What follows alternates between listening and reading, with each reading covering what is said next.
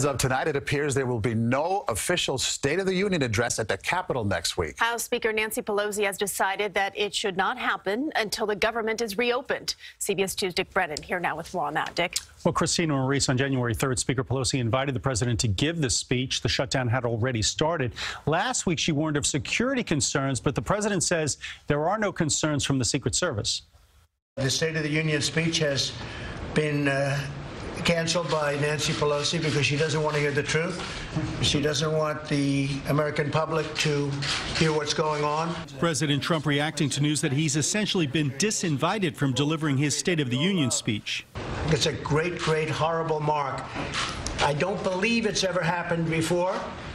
And it's always good to be part of history, but this is a very negative part of history. This morning, the president had sent the House Speaker a letter saying he would go ahead with his address on Tuesday, despite her reservations about security that she expressed due to the government shutdown.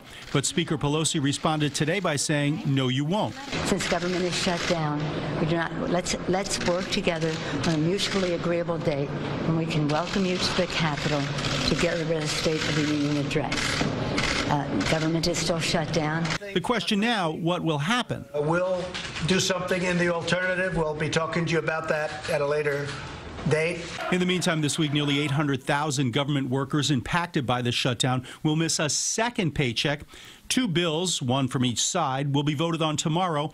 One will include the president's proposal to extend protections for Dreamers for 3 years in exchange for $5.7 billion for the border wall.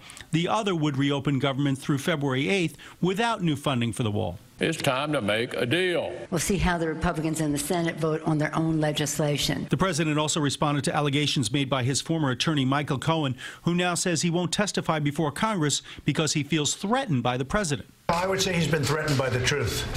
He's only been threatened by the truth, and he doesn't want to do that probably from me or other of his clients.